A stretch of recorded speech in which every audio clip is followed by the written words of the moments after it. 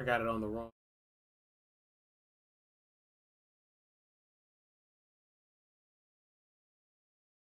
I have it on the wrong one.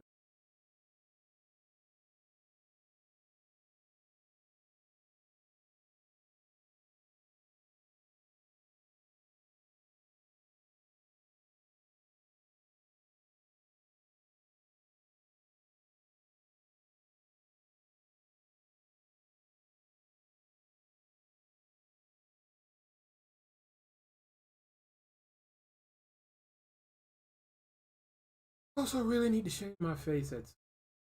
I'll probably do it later.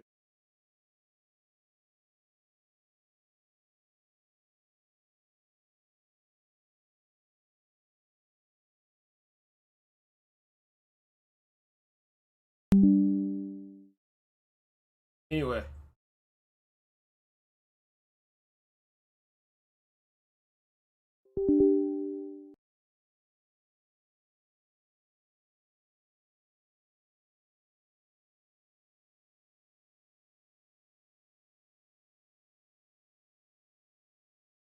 Also, while I'm playing, I'm going to be studying at the same time. Me.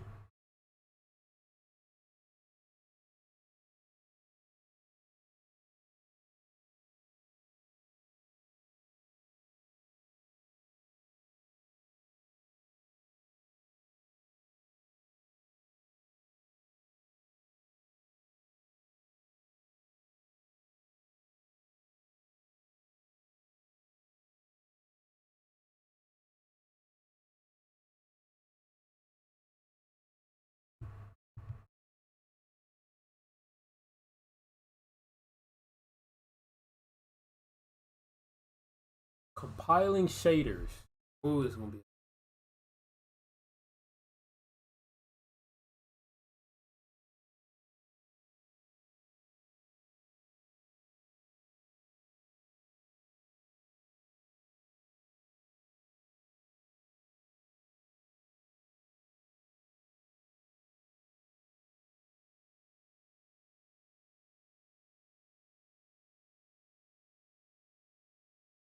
Capcom.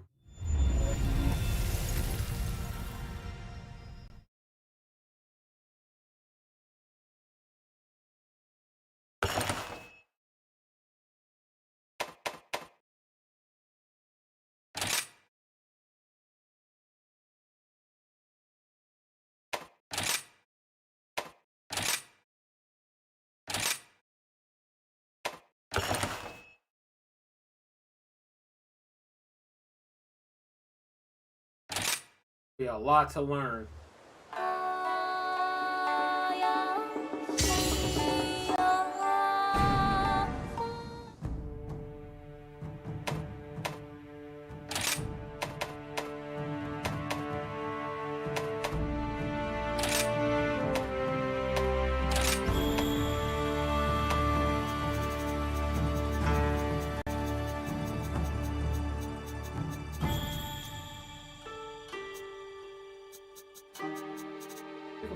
And we'll say about 25.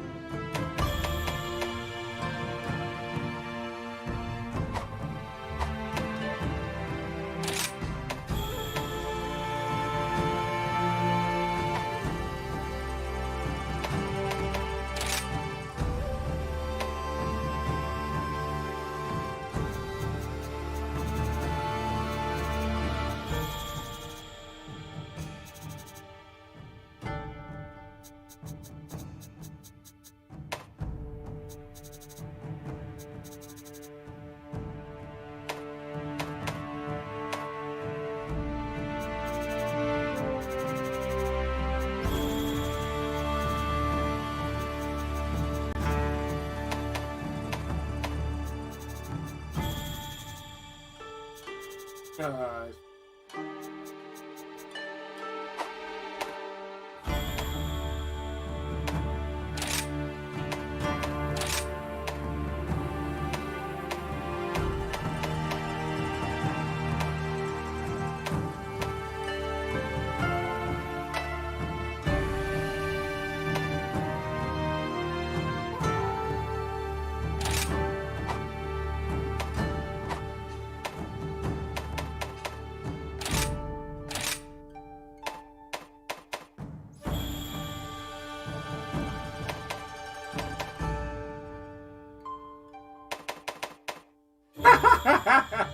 no.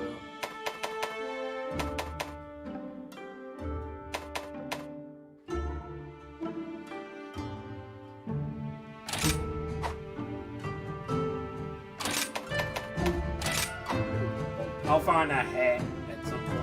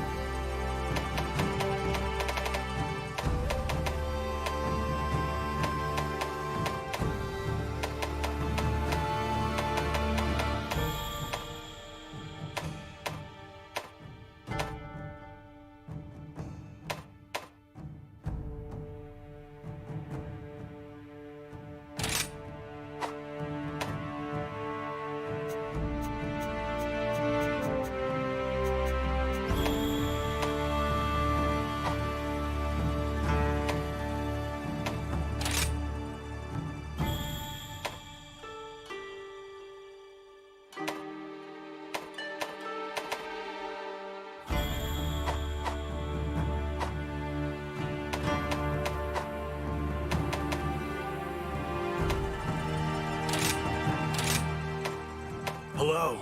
Good day. Yo! Yo. Yo! You wanna go? Hey. Hey!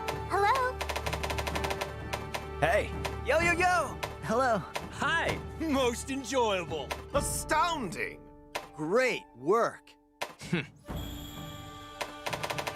Anyone that sounds like a Worry not. I have arrived. Hey! Let's have some Good to see you. Hey. Hi! Wonder. Don't mess. Let's do this. Oh yeah! Bring it on! Ready to roll. I guess. I rock. I need a real challenge!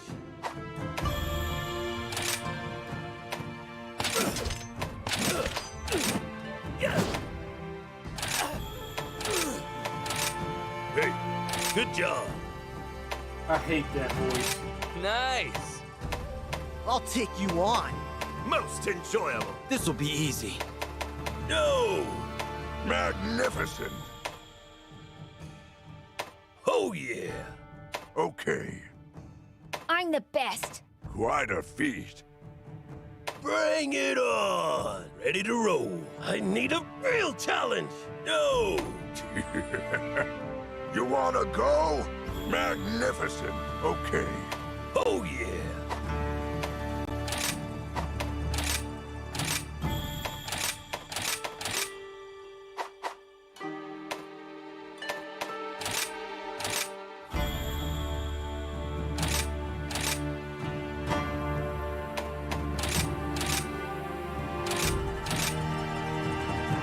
Oh, right, this is on PC. I forgot.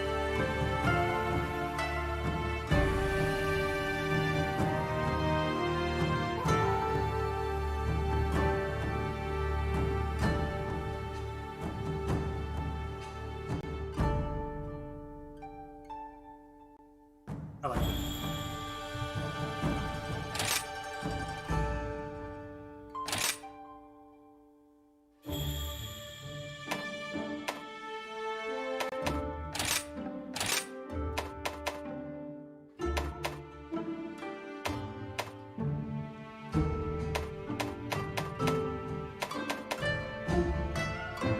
He's beautiful. I need to darken his skin.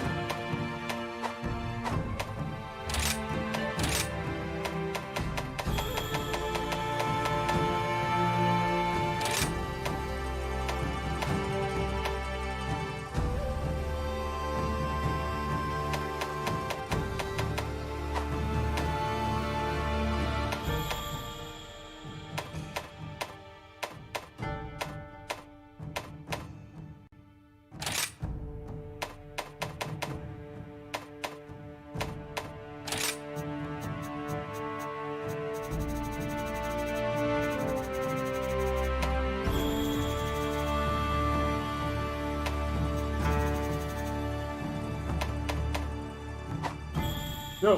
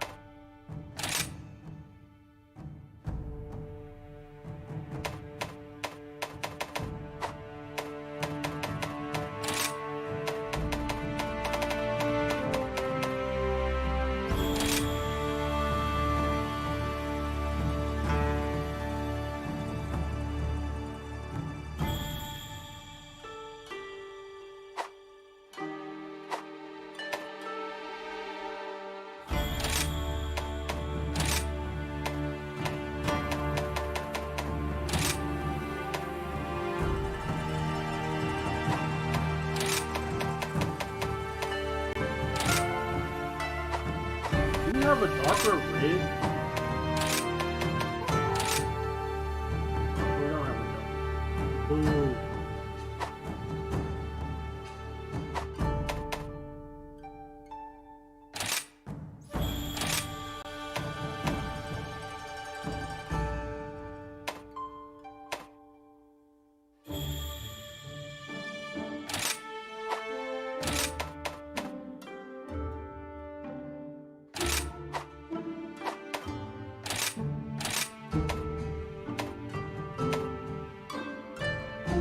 Oh, he's beautiful.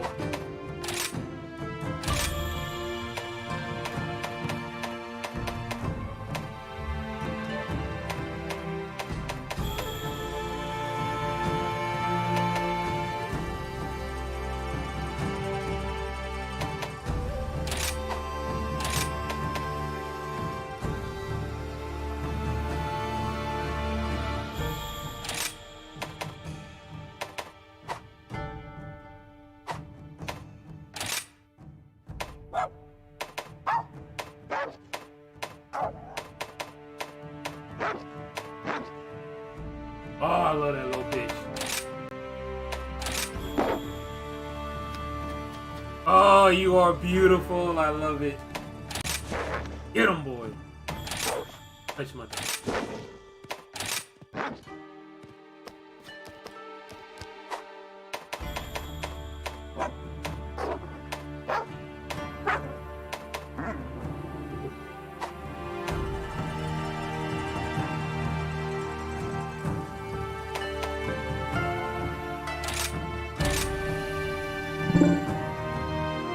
How do you say Anubis in French? I mean,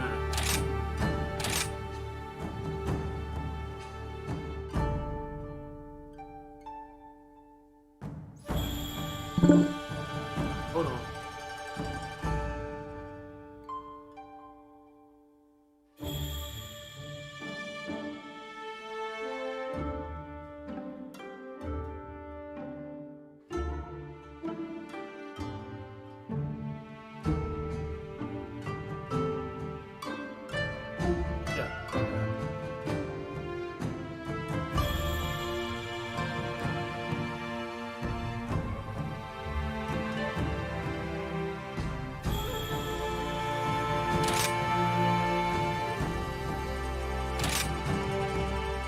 All right, remake Mystique.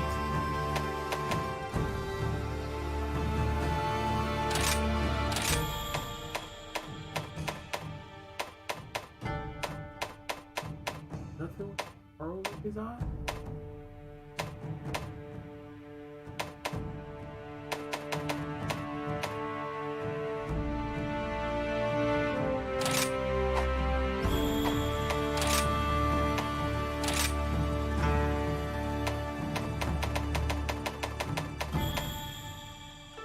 Your black is not really black. You know what I'm saying?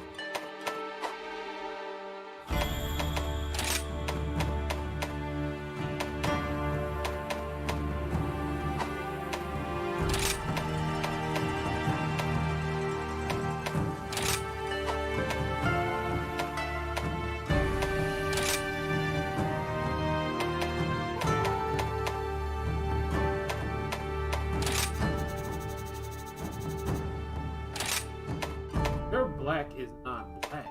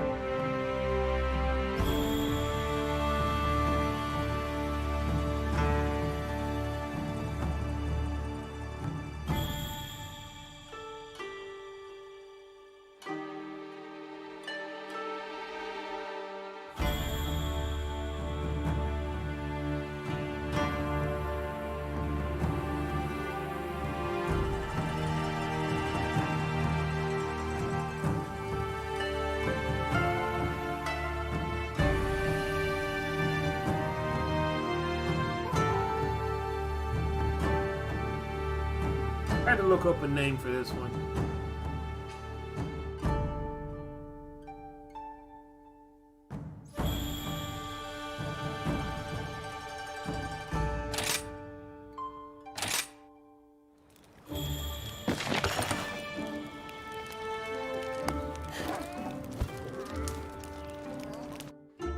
Man, it's gonna be ugly. I'm gonna have to do a lot of hunting.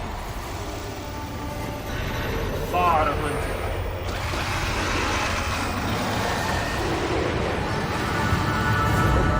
Weird.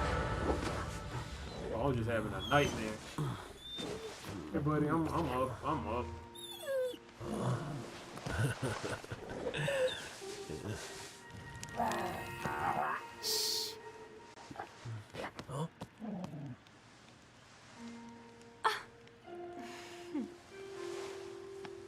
Dear. Looks like we've been caught in the act, Minoto. Quite disappointing, Hinoa. I really don't see how anyone could have noticed us. It was a perfect display of stealth. That's why we expect great things of you. You're always razor sharp. Well then, I guess we still have a lot of training left to do. What? You don't want us sneaking in? Oh, come on. This is Kimura. We're all practically family here. Besides, Elder Fugen is looking for you. So go get ready. Can't keep him waiting.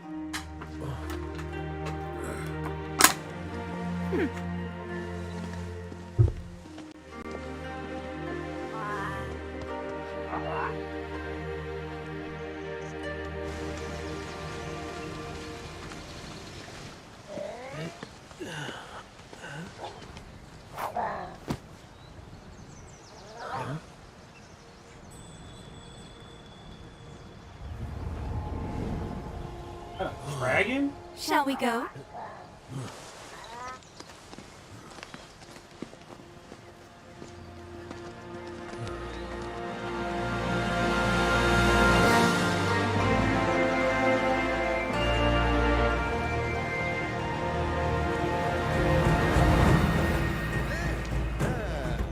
Thank you. Come again.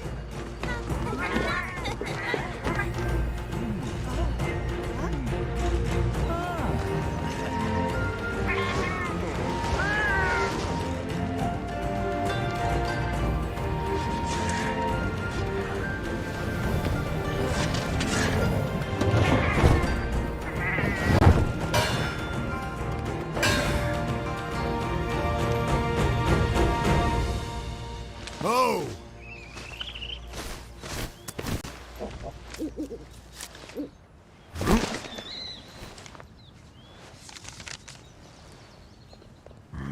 Elder Fugen, we did like you asked. Oh, Hinoa, Minoto, thank you. I just got an important letter. It looks like we've got a rampage on our hands. So it's finally beginning.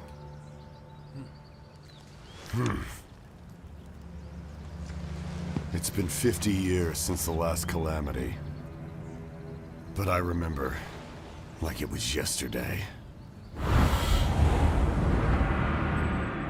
A huge pack of monsters in a giant stampede. They attack the village in a frenzied rage. Nobody knows why this happens, but it came close to wiping out our village last time. I think it's time we paid a visit to the stronghold. We have to protect the village. There's nothing to worry about, Elder Fugen. All of us, everyone in Kimura, we've all been training for this moment for our entire lives. Hinoa, we should start preparations right away.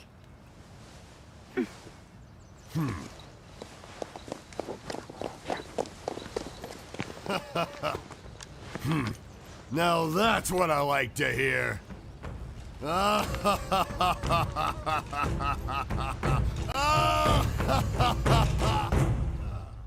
Can't wait to change my clothes.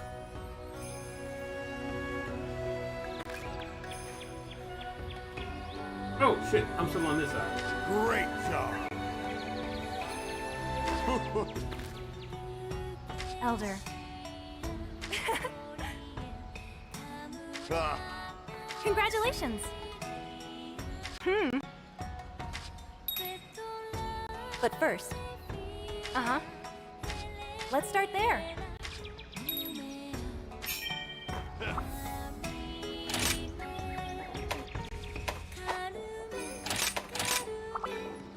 Alright. This plays so well. I mean, hold on.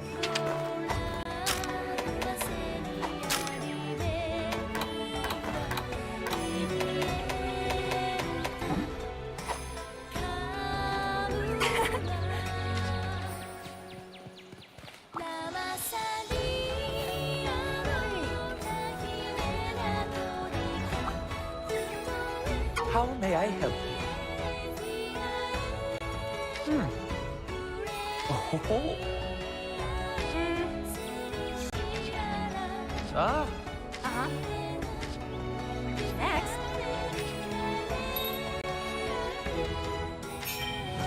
Let's move camera around and blah blah blah.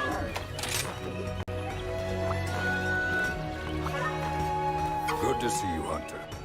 Ah. Yeah.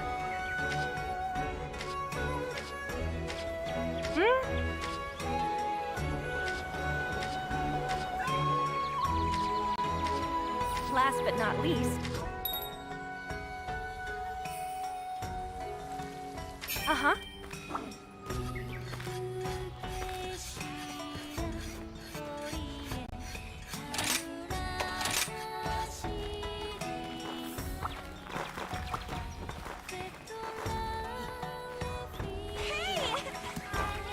What's up? Congrats! Yep, yep. Uh-huh. Thank you.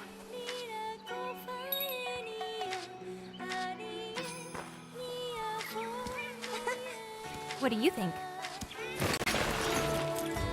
I would rather not have a long so Go visit the hub. Come on.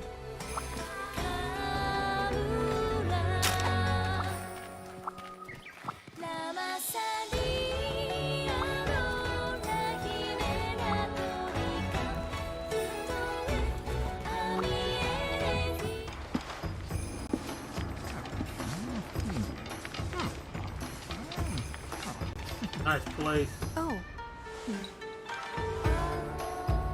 Pardon me. I would still rather have the light bow gun.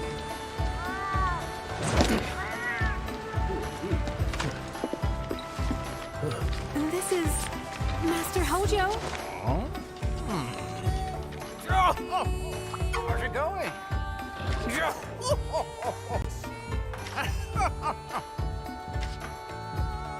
Ah. Indeed. Oh.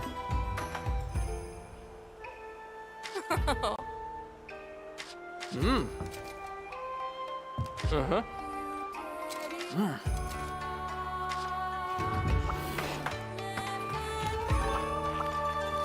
Hey! I've been waiting for you.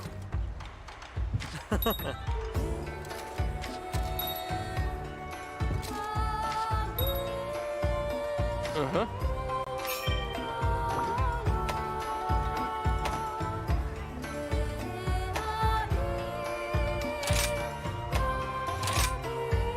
Cool.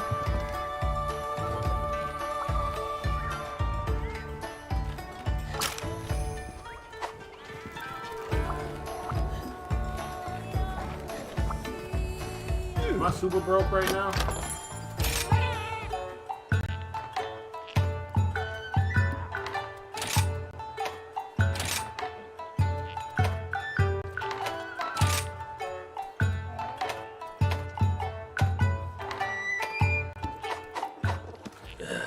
Yuriko.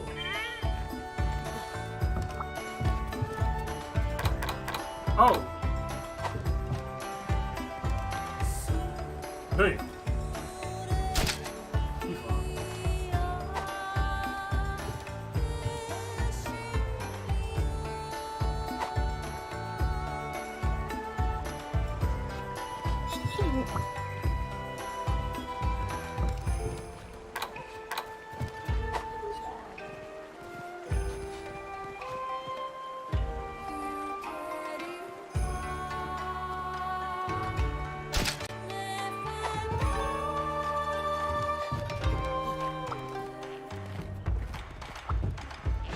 Hey, hero.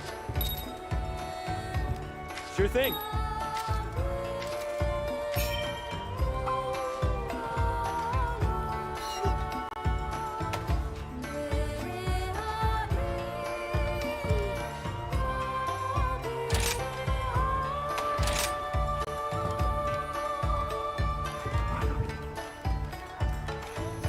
Got a map somewhere?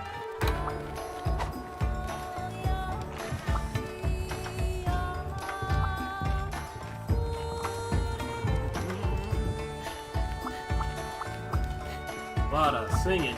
Hey, listen!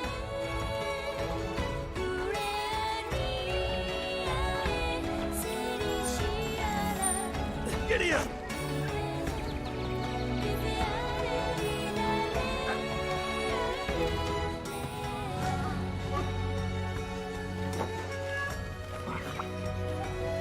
How about this weather, hmm? Yeah.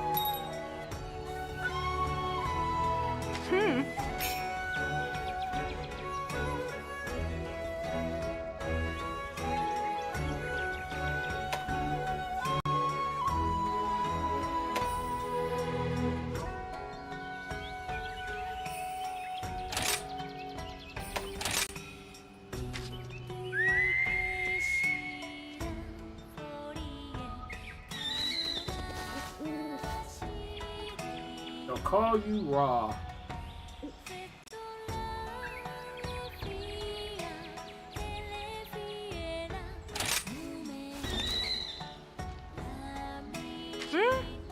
Uh-huh.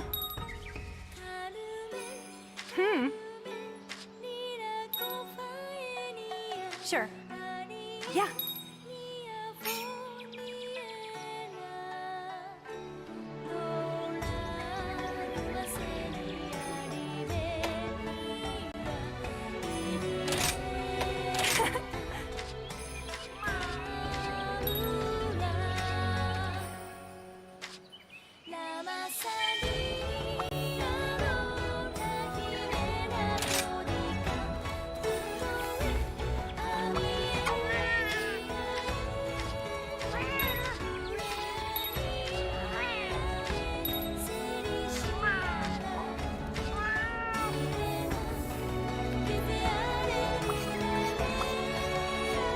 Oh, it's you.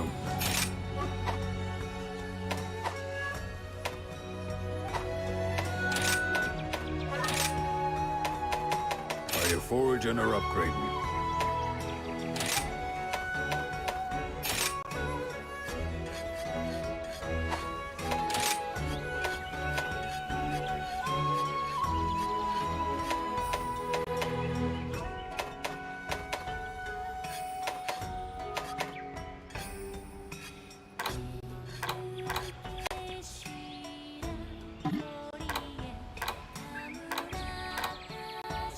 Haste makes waste. Come to me if you need new gear.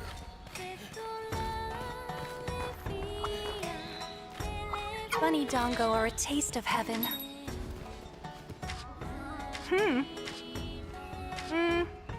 Yep.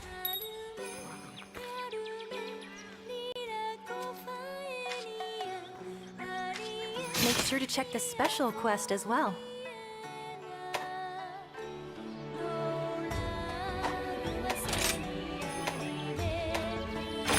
Here's the quest list.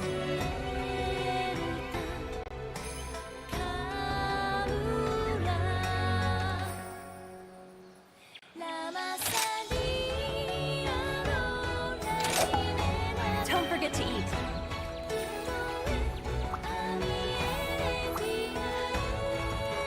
Oh, there's so much to relearn. Bye-bye! Welcome!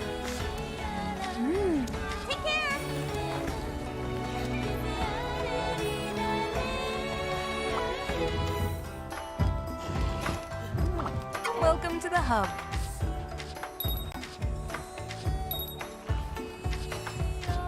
Mm-hmm. Yes. Hmm? How can I help you? Until next time.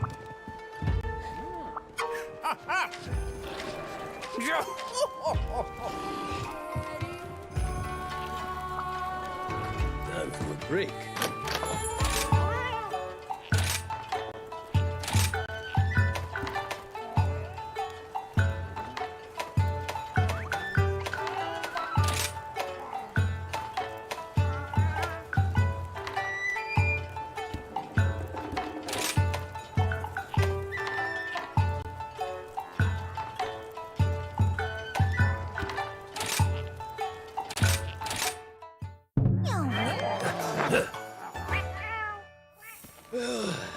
Time to go.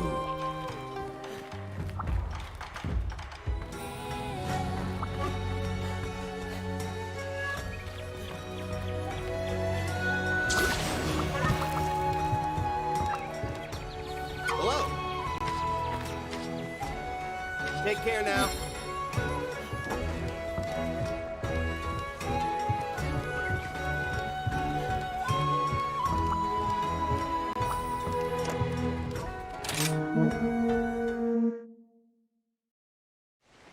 So much to go over.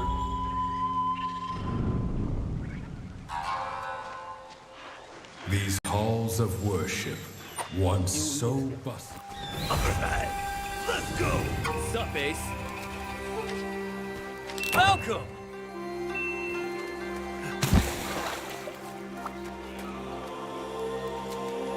Ready to thrash? Ha!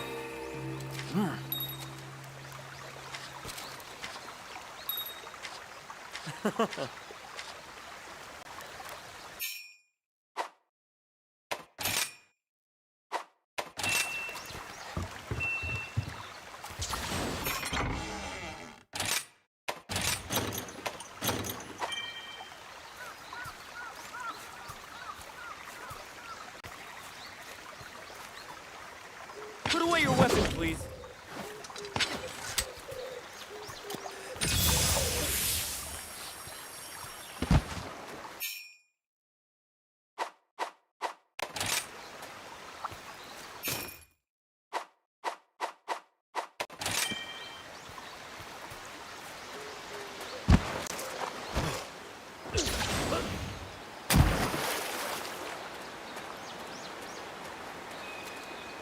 I've been waiting for you.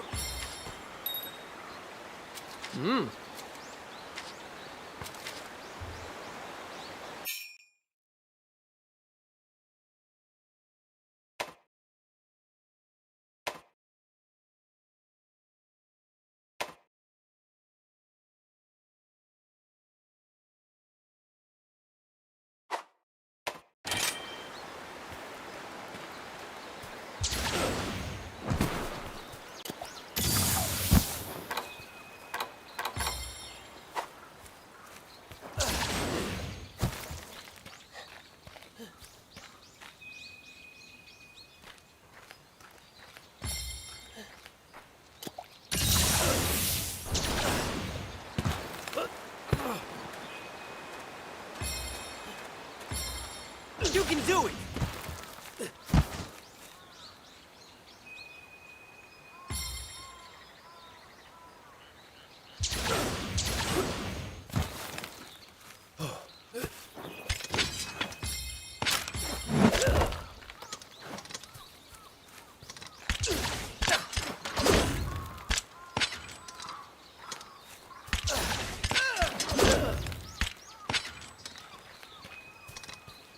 You can do it!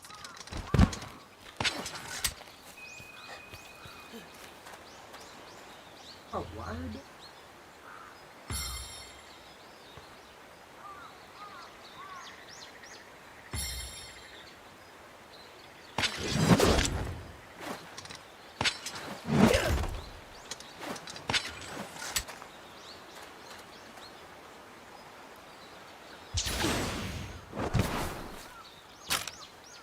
can do it!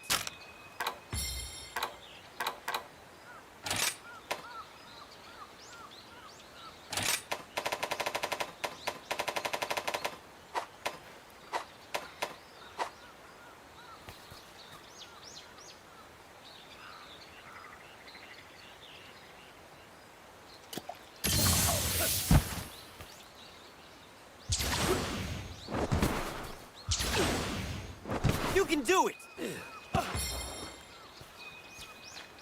Oh, do I have to aim at a rock?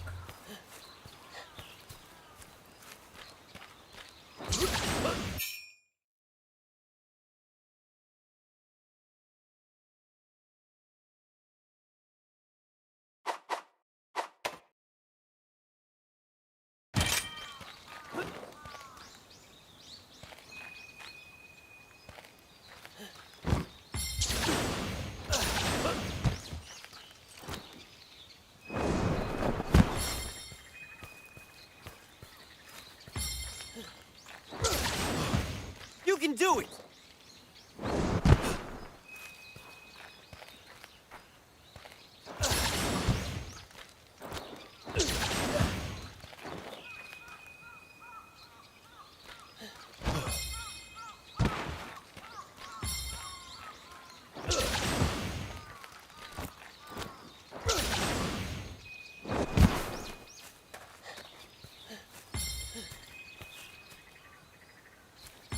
You can do it!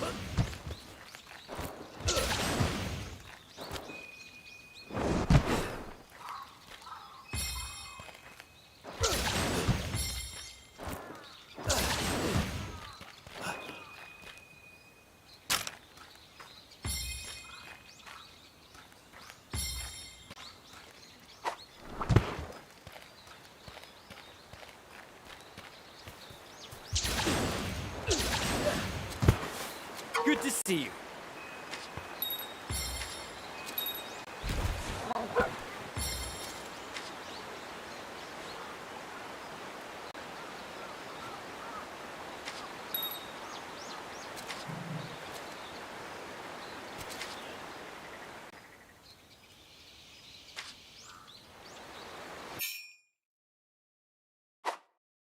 Give it a try. Listen up!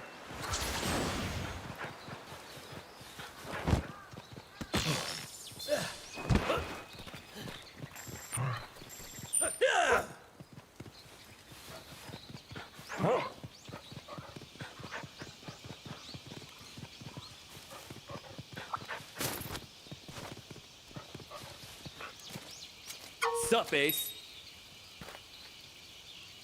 Yeah!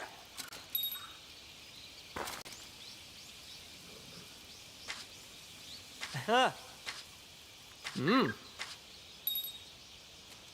Sure thing. Oh!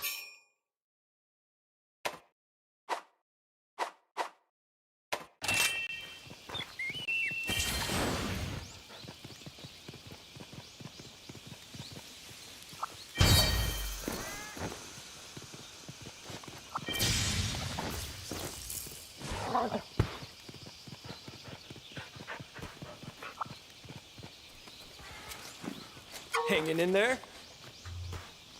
Huh.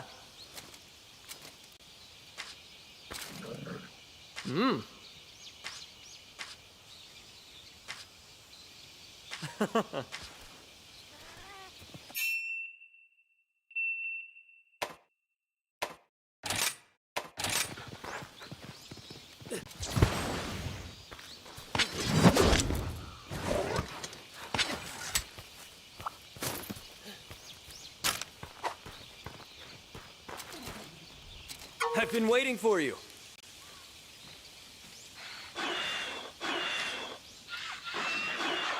Ah.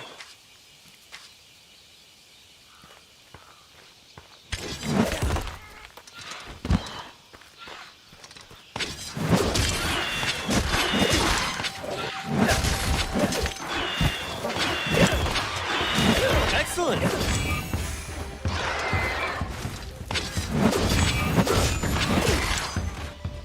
Good to see you.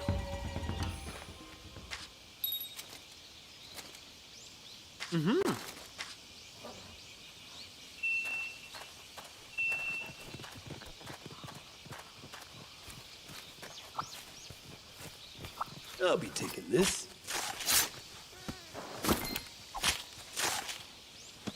Oh, it's gonna be a lot of collecting them.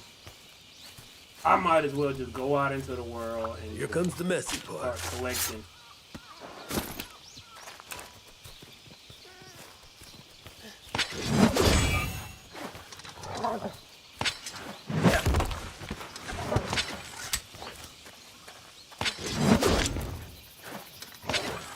Good job! Yo, my favorite pupil.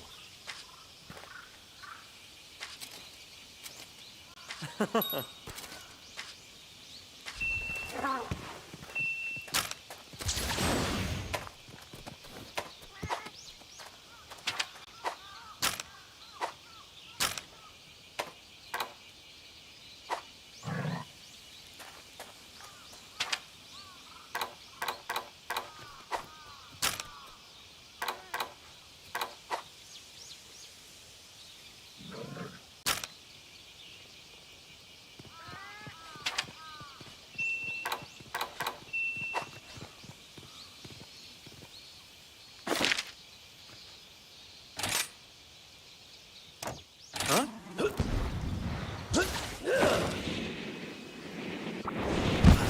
I'm back. Sup, Ace?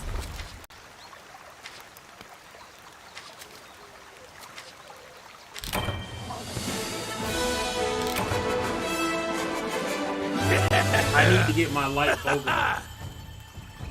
Alright, what I need to do is start farming. That's the only way I'm going to get good at this. Also, I need to start studying.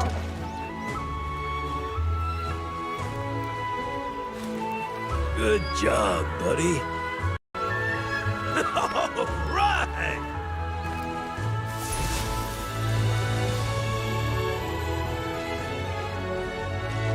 The perioperative unit covers pre-op, intra-op, and post-op. The increased use of minimally invasive surgery enables many procedures to be performed on an outpatient basis. However, surgery still remains a complex and stressful experience. Patients usually enter the hospital about an hour and a half before their procedure. They have a limited recovery period in the post-anesthesia care unit, or PACU, and then the patient goes home later that day, or they end up back on the unit. Just depends on the type of procedure that they have. See you later. Traumatic and emergency surgery most often results in prolonged hospital stays. But each setting, whether it's ambulatory, outpatient, or inpatient, offers a unique advantage, yet all patients require a comprehensive pre-op assessment, education, and nursing interventions to prepare for surgery. So as I mentioned before, we have very different phases. The pre-op phase begins when the decision to proceed with the surgical intervention is made and ends with the patient going into the OR unit. So this could be days, weeks, months. It just depends.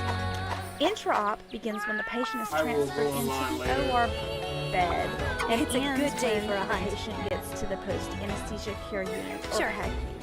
Yeah. So that's while they're in the OR.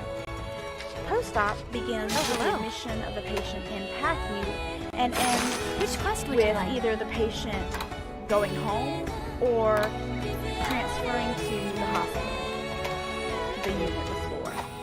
During each of these phases, Take care of yourself. communication, teamwork, and patient assessment are crucial to ensure the patient has good outcomes in the perioperative setting. So I'm going to talk about different classifications and categories of surgery. So a diagnostic surgery is like a biopsy or an exploratory lap or laparoscopy. A curative surgery is where they go in and they take a tumor out or they remove an inflamed appendix. Reparative is where they can go in and repair wounds.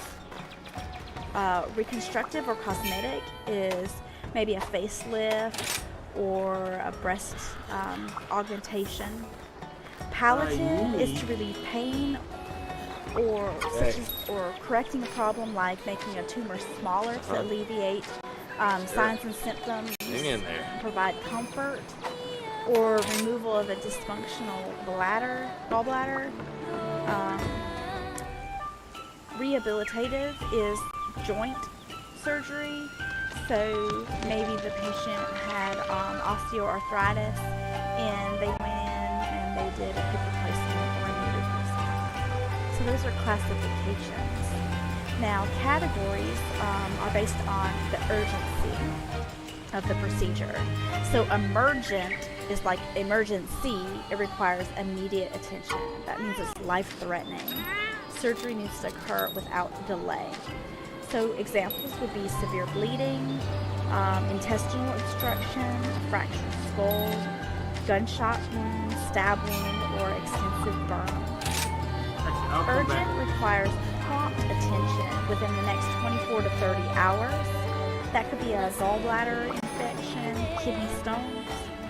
Required means it needs to happen within the next weeks to months, such as a patient with a thyroid disorder, cataract surgery, or prostate enlargement that's not causing obstruction. Elective is the patient should have the surgery, so maybe a simple hernia, a vaginal repair or scar repair, and then optional is the patient decides they want to have the surgery. That's a facelift, breast enlargement, tummy tuck. So when the patient comes in, there's a lot of pre-admission testing that has to happen. So we need to get adequate vital signs. We need to have that baseline. The patient will be asked to get a urine specimen so we can test the urine to see how the kidneys are functioning. We'll do blood work to look at if there's a WBC count, do they have an infection. We might look at liver enzymes to see how their liver is functioning. Maybe hematocrit hemoglobin to see, you know, what's our baseline before surgery to estimate blood loss. My hammer's ready. That. Of course, you're going to ask them their history questions. What medications are they on? Have they ever had surgery before? Forge and upgrade. And to answer any questions. They might do an EKG to look at the heart to see how it's functioning, and have the patient fill out forms for understanding. Like the anesthesiologist will come and talk to them, so they'll fill out a form to understand that. They understand the procedure, they fill out their insurance forms, and then do their informed consent. So that's pretty much what the pre-admission testing consists of. And then you as a nurse and your healthcare team are going to come and look at information like their health history and their medications and allergies. Come to me if you need If the patient's on a beta blocker, you need to pay attention to the timely administration to monitor their heart rate and blood pressure, because if they haven't taken their usual dose, anesthesia needs to evaluate whether or not the beta blocker should be administered before surgery or withheld. Most of the time the patient's NPO after midnight, but a lot of new technologies and the way that procedures are being done, a lot of medications are going to be administered early morning, because by the time the patient gets there, gets through all the prep work and everything, and have the procedure, just depends on the type of surgery. Okay. So, a lot of things are changing with the new technology that we have. But discharge planning begins on admission. So you need to start thinking about what the patient's going to need based on the procedure that they're having. So are they going to be able to have adequate access to medications that the doctor's going to order, like antibiotics, or are they going to be able to need blood work, and are they going to be able to have somebody either come to the house or bring them to the hospital? Are they going to need special equipment or home health? You wish to trade? The nurse is going to have to come out, physical therapy. All of that needs to be talked about and set up in place before the procedure occurs. Another thing to consider is our elderly. They have a less physiologic reserve, meaning they don't go back bounce back like they usually do. They often have alterations in their respiratory, cardiac, renal, and hepatic functions because of other comorbidities. So they have other diseases that might be affecting those areas. Their GI system is likely to be less active as a younger person. Their respiratory reserve might not be as adequate. They might not be able to take the deep breaths or things like that. So they're more prone to pneumonia and things like that. They have less subcutaneous fat, so they're more susceptible to temperature changes. And this is really crucial to think about in the OR, because we're going to talk about the environment later. But you can always help with this. You can put a lightweight cotton blanket on them while they're in the waiting room. They might get warm blankets in the PACU, warmed IV fluids. Hey, yeah, but these are things in the pre-op you want to be thinking about. Leave the gate to me. They need more time to move, to transfer. They need more time to understand the information that you're giving them. They might have restrictions, like they might be hard of hearing, or they might have poor vision. So things like that, they need more time. So when you have a patient that's elderly, you need to spend a little bit more. Be careful out there. Allow for a little bit more time. Obesity. Patients that are obese are more at risk for complications post-op. The subcutaneous fat tissue, adipose tissue, doesn't have a lot of circulation in it, so the patient's more at risk for wound separation. They're at risk for infection, cardiac demand because they have that extra adipose tissue, and they might have complications with anesthesia because often they have a shorter neck, and then when you put the patient to sleep, it's harder to manipulate and keep that airway open. And obesity is used when a person's BMI is greater than 30. 1/3 of the population is in this category. So it's also important to know pre-op, is my patient going to fit on the OR table? And do I have a wheelchair to put them in? In the bed in the PACU, is it wide enough not to cause pressure? Things like that you got to think about prior. Also, some disabilities that you need to consider that might affect body position or respiratory status. Listen up! Patients that have like prosthetic legs, those need to be removed, because in case the patient has to be resuscitated in there and you're going to go shock the patient, that can arc over into the metal and actually burn the patient. So prosthetics need to be removed.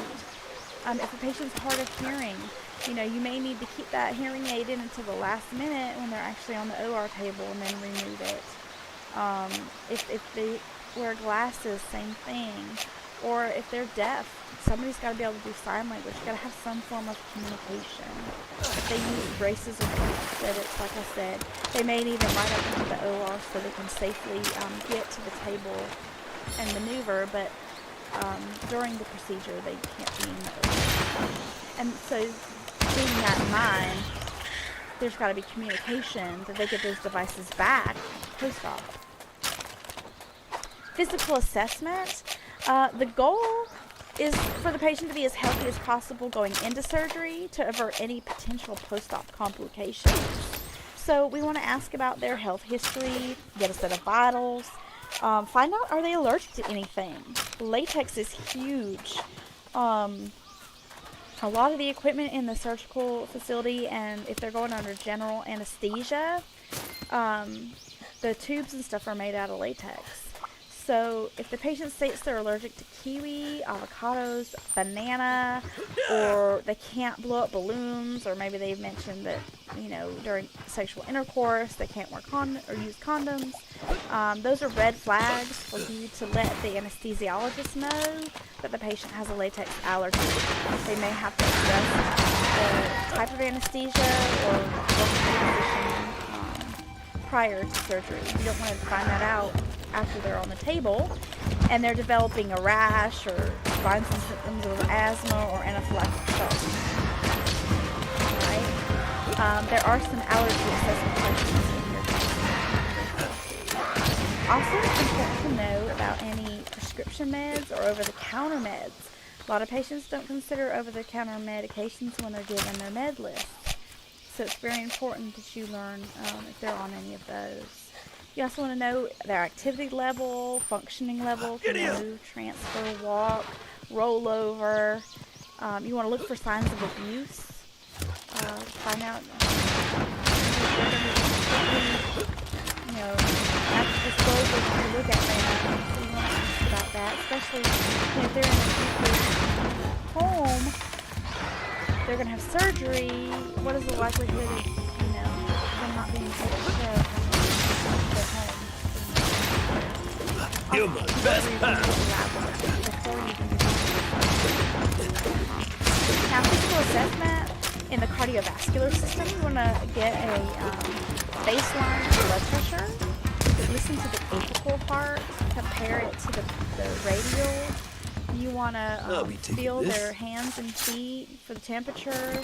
Feel all their pulses. Make sure that there's no blockages. Here comes the messy part. Ask them about any cardiac problems like congestive heart failure, hypertension, if they've had a heart attack recently or in the past. All right. It's a lot of the medications and just putting somebody under can affect the cardiovascular system. So they're at a higher risk for having a heart attack if they have a history of heart problems. Then we go to the respiratory system. We want to get the respiratory rate. Listen to their lung sounds and look at their fingers for clubbing. Clubbing is a swelling at the base of the nail bed due to chronic lack of oxygen. So we're going to look at their O2 stat as well. Ask them if they've had a history of asthma, emphysema, COPD. Do they use oxygen at home? And this is a great time to teach them about breathing exercises and using the incentive spirometer that they're going to do in post-op. We'll talk about those a little later. Smokers are urged to quit 30 days prior to the procedure because smoking puts them at risk for post-op complications. Such as thrombus, venous thrombosis, and delayed wound healing. You also want to ask about renal and hepatic status. Ask them if they've had liver, urinary problems, because this can affect the excretion of anesthetics and analgesics.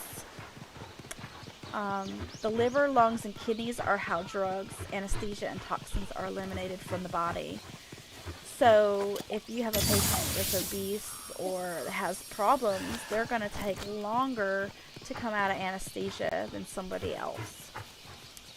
Neurological status, what is their mental status? Are they confused, alert, oriented? You want to know their pre-op state. So when they're coming out of PACU, is this different from their normal? Yes, it's going to be a little bit, but you know, is it a complete different change, different person? Can they follow commands, like moving over into the stretcher? Can they ambulate, transfer, things like that? And then note any Pay attention hearing to your and vision, stamina. discrepancies that we had talked about earlier. Muscular status, the joints and movement. They might have prosthesis, like I said before, with electrical burns could happen. So we want to get those removed if they're actually and then nutritional status. Surgery increases intra and post-op conditioning. Surgery increases metabolic rate and increases potassium, vitamin C that are needed for and if you're malnourished before going in, your recovery is going to be slower and your risk for breakdown is going to be greater. I'll be taking this. So you want to assess nails. If they're brittle, they might have malnutrition. If you see some muscle wasting or flaky dry skin, might be signs of malnutrition. Again, if they're obese, they're at risk for poor wound healing because of the adipose tissue. Obesity stresses the heart and reduces lung volumes. So, and again, they might need special beds, they might have padding on the OR table if they're malnourished, and they're more at risk for Nothing personal, buddy.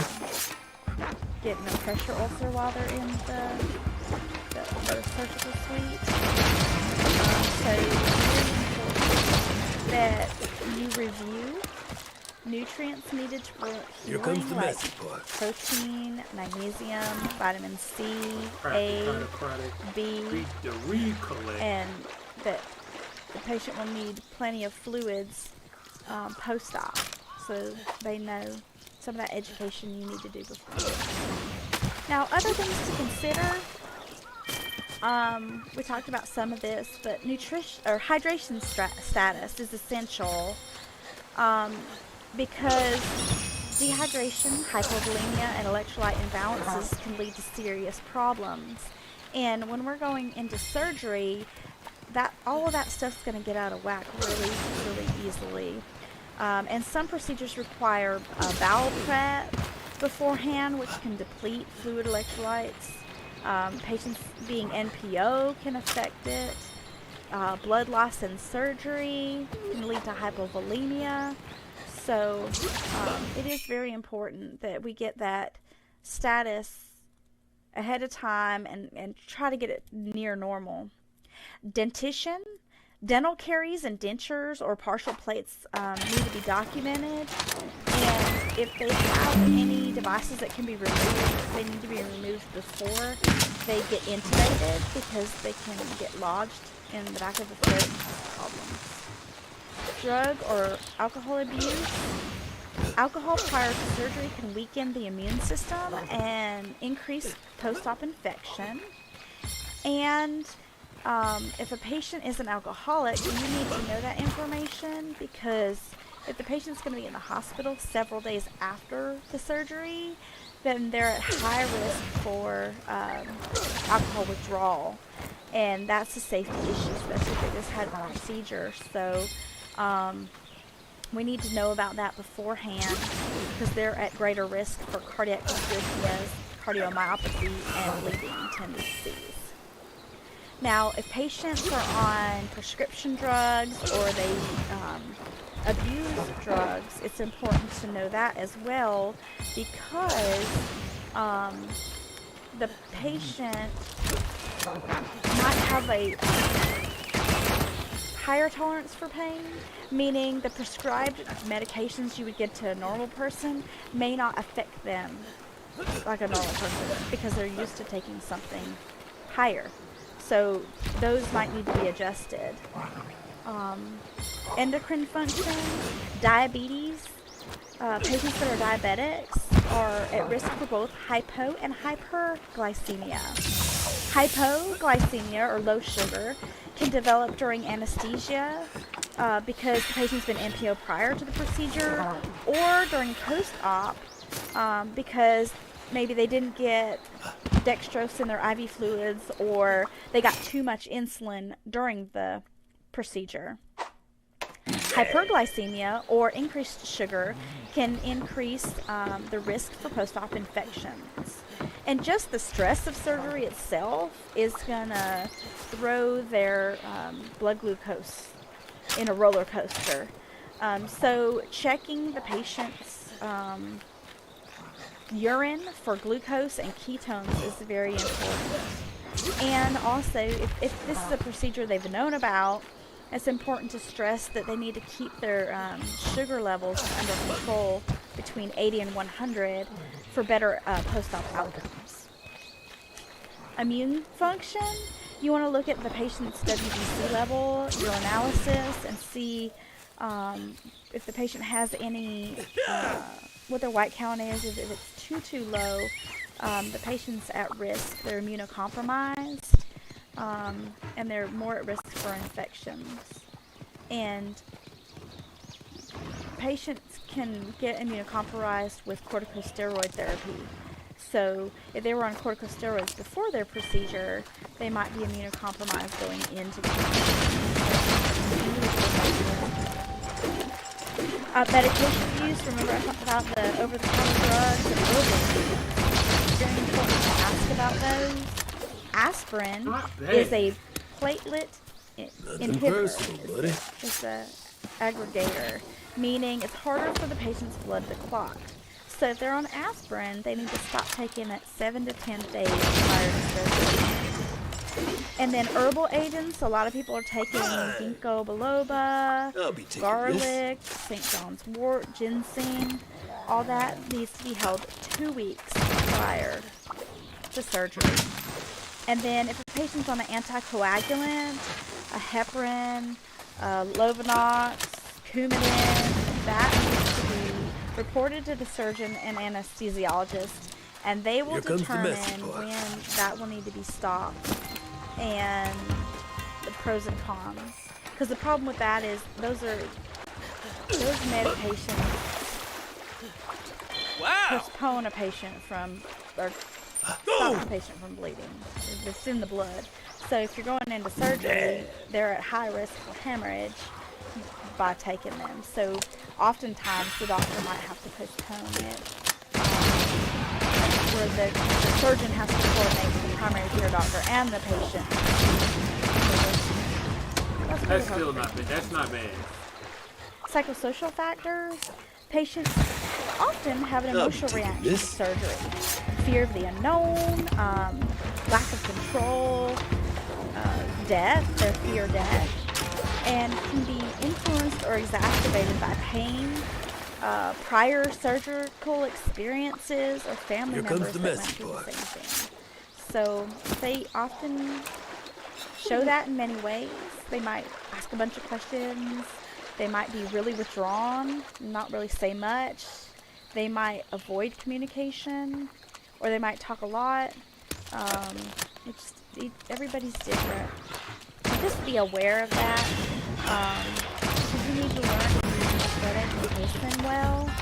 And it's really important when we're teaching these pre-op, when we're doing pre-op education for post-op, the patient's ready to learn. I mean, if they're freaked out about this procedure and they're just going over and over again about it, telling them how to use their incentive spirometers, that's not the place. That's not the right time to do it. So you got to assess their readiness to learn and provide them with support. And then spiritual and cultural beliefs are very important to adhere to. Listen up. It shows respect for the patient, builds rapport and trust. So, like Amish have a strong work ethic. They have better outcomes with traumatic injury. Certain groups are unaccustomed to expressing themselves to strangers, so they might not make eye contact. Other cultures believe that the top of the head is sacred, so that patient, you would ask them to put their own surgical cap on. You wouldn't touch it, or their child, you wouldn't put it on the child. You'd give it to the parent to put on the child. Listen to them, watch their body language. Don't be in a rush. We had a Muslim patient that came in, and before his surgery, we let him go up to the floor and find the room because he had to pray Eid to Mecca, and we went ahead and let him pick the room out. I mean, that was helping with the beliefs and things like that. So, talk with your patients. Find out about what their spiritual needs. It's something that we talk about with our head to toe assessment. That's the reason why, is we don't want to harm somebody or hurt their feelings or step over boundaries, but we also have to look at the safety portion of that too. So, and then last, the medications that potentially affect the surgical experience. If your patient's taking these at home, they need to be reported to the physician and the reasoning why. So corticosteroids can cause cardiovascular collapse if they're suddenly discontinued. Often they can be given IV before surgery or after. Diuretics can cause respiratory depression and electrolyte imbalances in the potassium levels. Phenothiazines can increase the risk of low blood pressure, hypotension. Tranquilizers like Valium can cause anxiety, hypertension, and seizures if there's insulin, like Humalog, can interact with certain anesthetics. So IV insulin might be given during the procedure. So if you have a diabetic and want insulin, you need to check their glucose frequently throughout the procedure. Anticoagulants we talked about increase the patient's risk for bleeding during the procedure and postoperatively. Anticonvulsants can be given intraoperatively IV to prevent a seizure during the procedure or postoperatively. Thyroid medications can also be given IV. Opioids, again, if they're taking it long term, it might alter their response to post-op analgesics. So that's a discussion you as a patient advocate would need to have with the physician that's ordering the post-op pain medications. And then the herbals need to be withheld 2 weeks prior.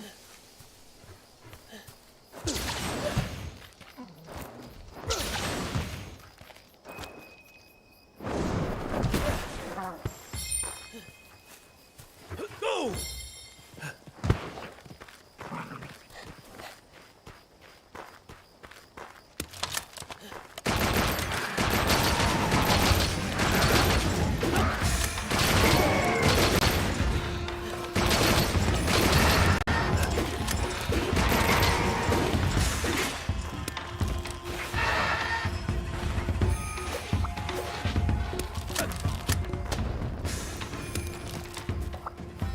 I'll be taking this.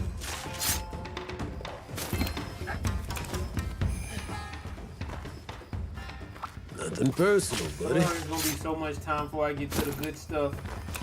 I just need to farm.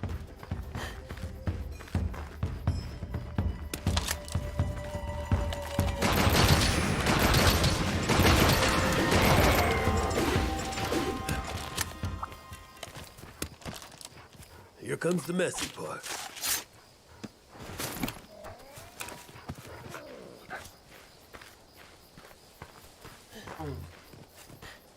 There's something here.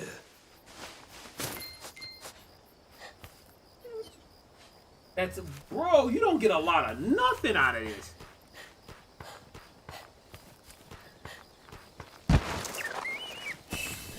Farming is going to be motherfucker.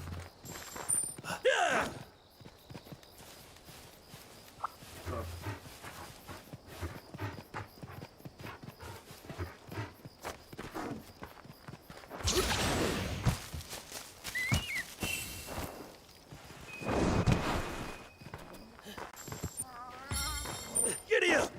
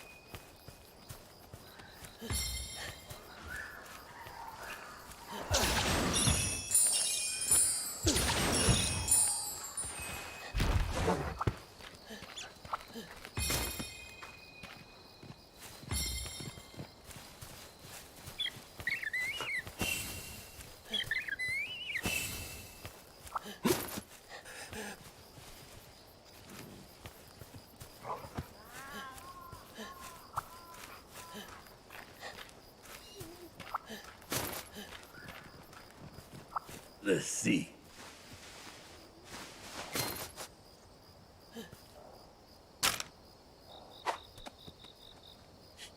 I need fire.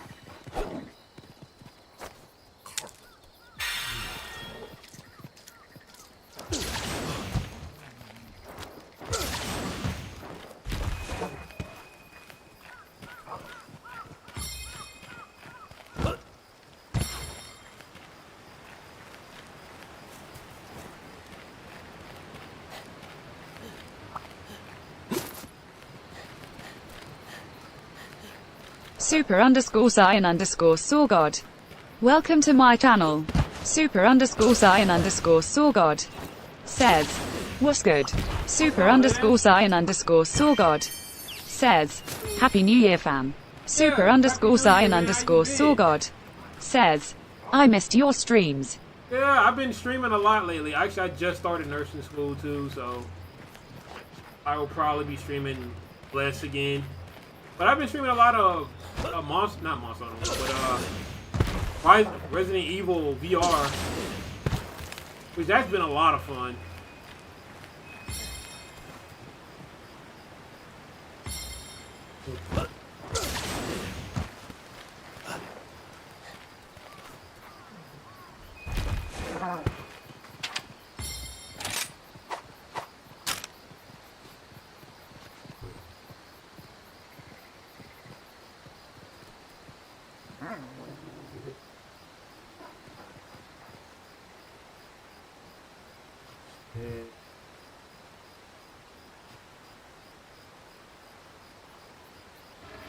What the fuck am I?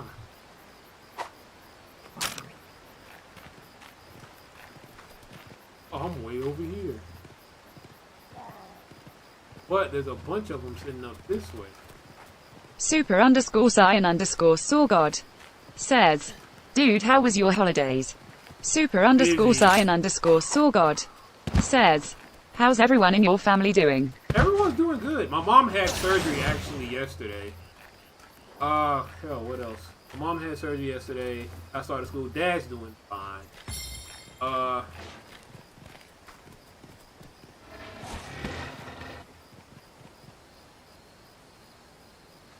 Not much going on with me, honestly, besides the nursing part. Other than that, I'm doing great. How are you doing? I haven't felt like I haven't heard from you in like forever. How's school going? 'Cause I know you're in school too.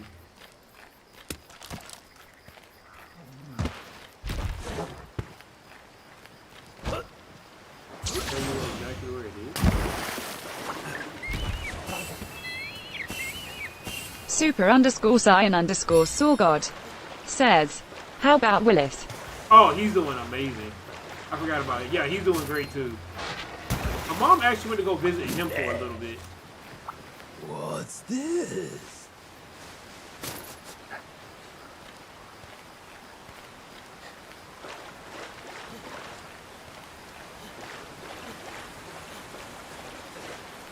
Super underscore Cyan underscore Saw God. Says, I completed school last year, finished my masters. Hey, that's awesome. Oh shit, I didn't know. Okay, so this one you have to actually. So did you get that dream job you wanted? Too faster than this.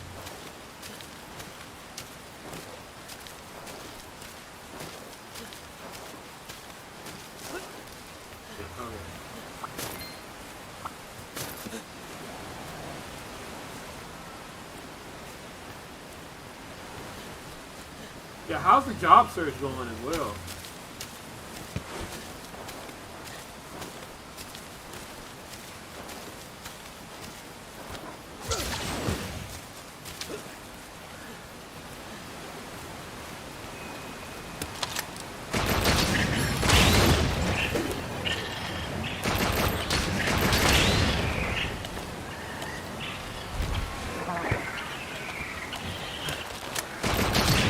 Super underscore Cyan underscore Saw God. Says, I did my internship for 6 months and now I'm India traveling and visiting relatives. Hey, that's what I'm talking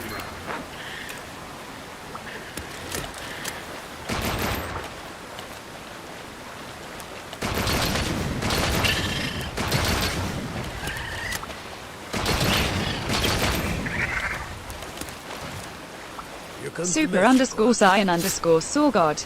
Says, I'm going to be here for 2 years cause of some family issues. Oh.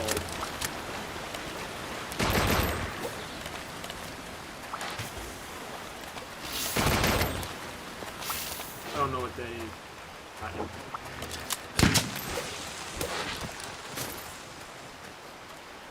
That sucks. I mean, at least you get to visit your family and all of that.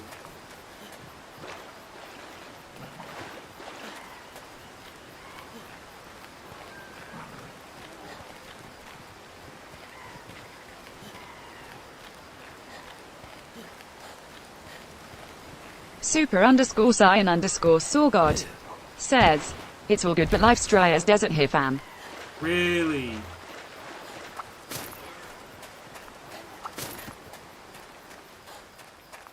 Super_Saiyan_Sawgod says, ain't got no puss since I came here. I mean, it's kind of hard for all men. Anyway. Watching a lot of TikToks and be like, man, women just do not like us. Or at least that makes TikTok makes that what you think. It probably isn't that bad, but damn. TikTok women really do hate guys.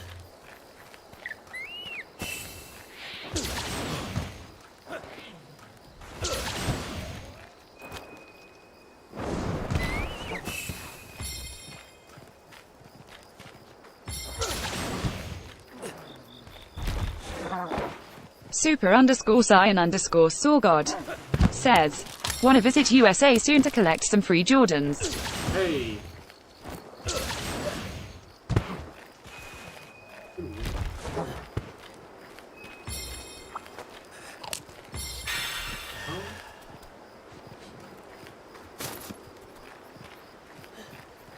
I only need a few more now.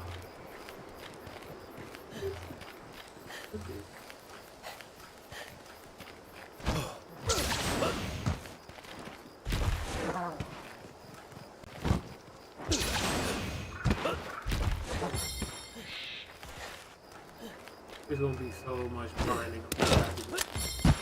Dang it! I tried to get buttons.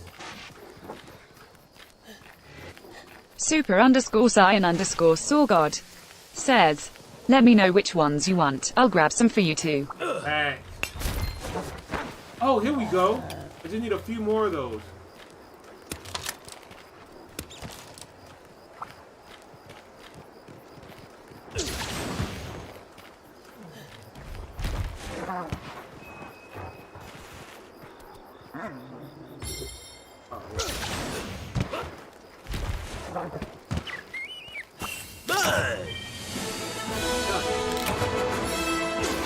A piece of cake.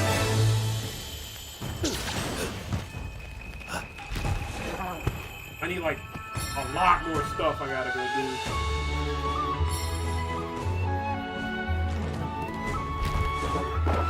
Oh, I didn't even get to show you my new setup I had. Back to the village. I should have turned my eyes red. Super_Saiyan_Sawgod says, you listen to The Weeknd's new album. Super_Saiyan_Sawgod says, it's called Dawn FM. Dawn FM.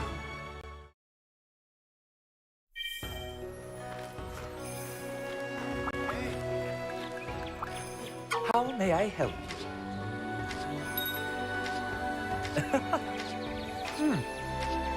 Take care. Does he sell anything or does he just talk?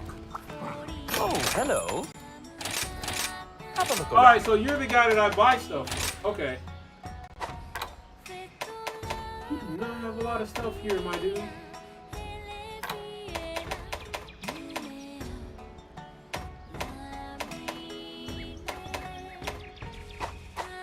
Come back anytime. Super_Saiyan_Sawgod says, he do look like Ma Ninja from Naruto. Hey.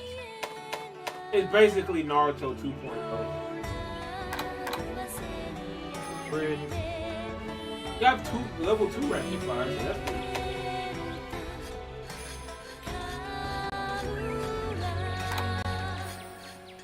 Pierce level 2. Super_Saiyan_Sawgod says, this a new Monster Hunter. No need to hurry. Yeah, this is called Plenty Monster of time. Hunter Rise, which it actually came out on the Switch for Nintendo, and they ported it over to PC. And Now I gotta figure out how to play this, because there's so much crap I gotta redo. Okay, no offense.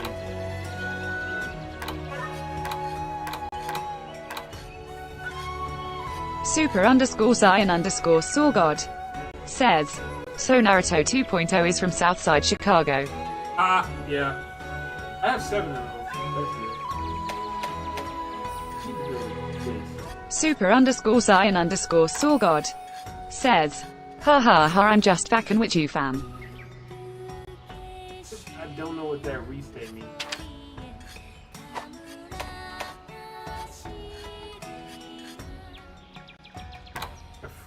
It has Buster, Demon, Armor, Paralysis.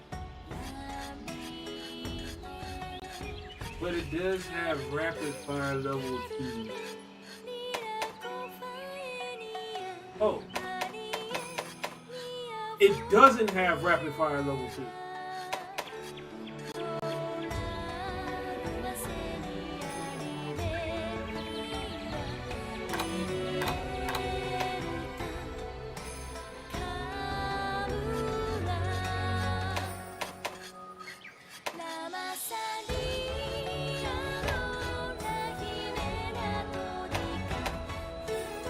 Feel that. It says 80.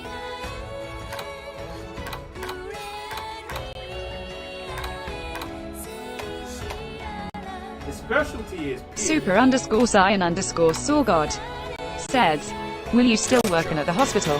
I am. Right, let's get cracking. Take good care of your gear.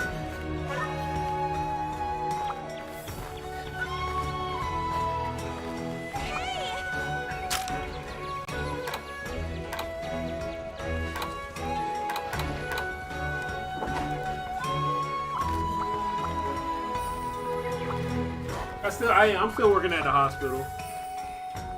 But a lot of our nurses are our main nurses that have been there for a long time, have all quit.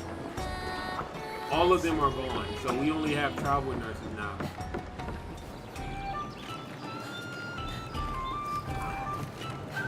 Super_Saiyan_Sawgod says, will is Naruto 2.0 Blood or Crips? I don't know. You feel like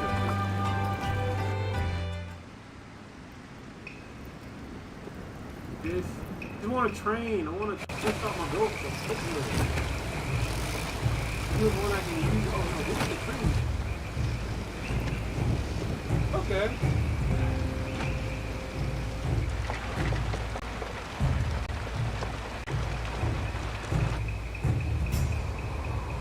Super_Saiyan_Sawgod says, Brew, you need to hook me up with some intern Dr. Fam, ha ha ha. The hell, most of my ones that it.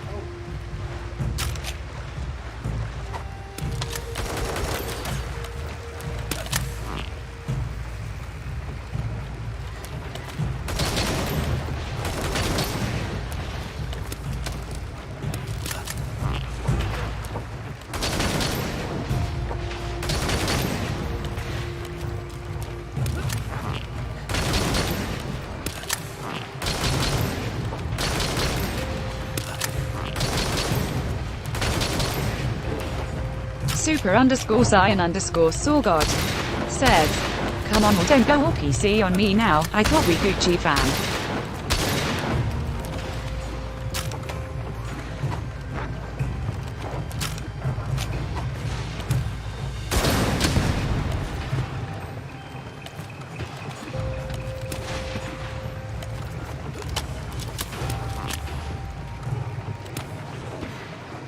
Okay, that's what they do.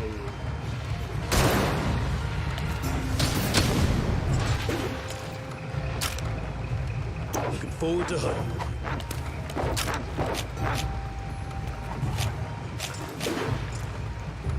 Piercing fire? Oh, that's awesome. Nice to meet you.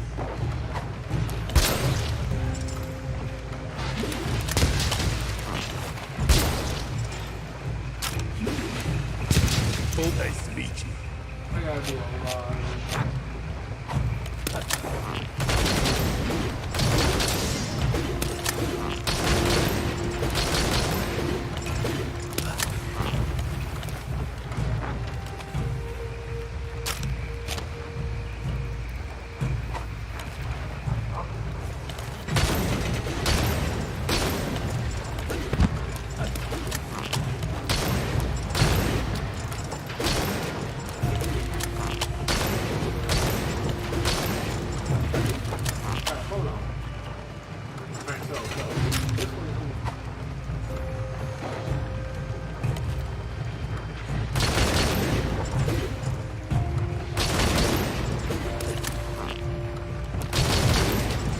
What's 7 times 3? 21?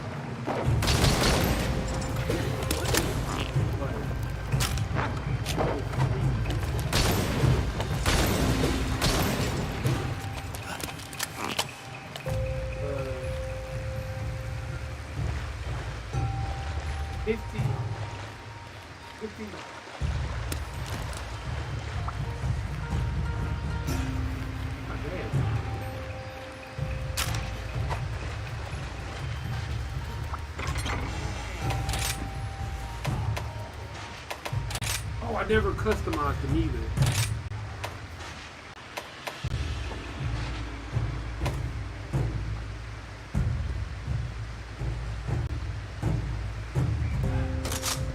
Ooh, that's nice.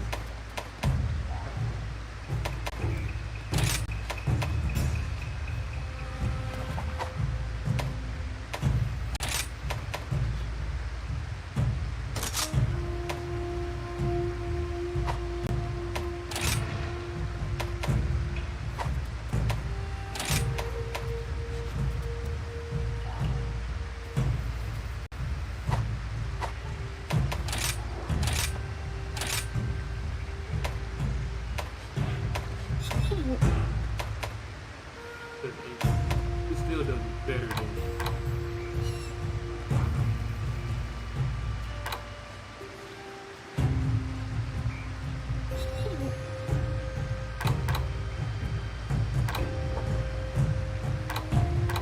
Super_Saiyan_Sawgod says, what's the best gun in this game?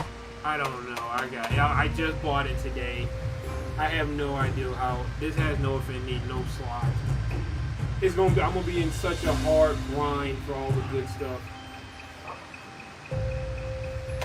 Super_Saiyan_Sawgod says, or is it the same kind of BS we had in MHW? Well, it's actually. This is a later. This is actually a previous. This is a Monster Hunter World before Monster. This is a Monster Hunter before Monster Hunter World. Monster Hunter World was the last version of Monster Hunter.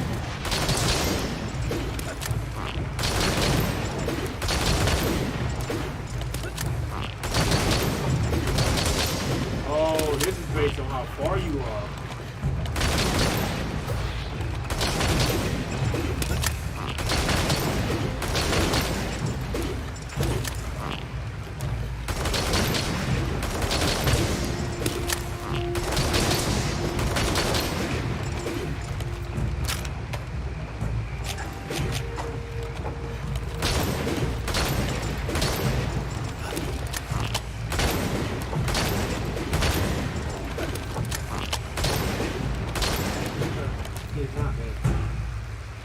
It's not great, but it's not bad.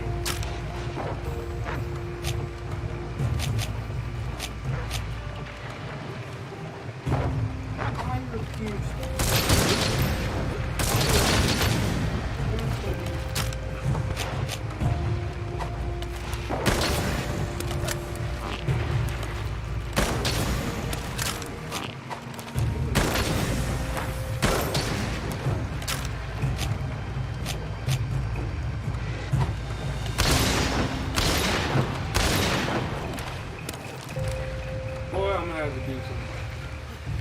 I told you I'm gonna be grinding. Amazing!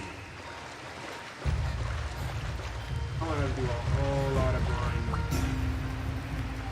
Necessary enough.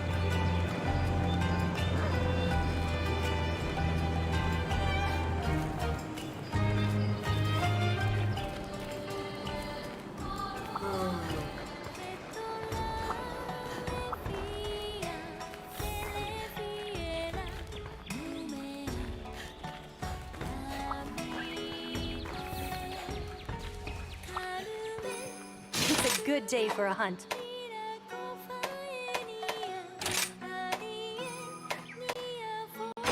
Here's the quest list.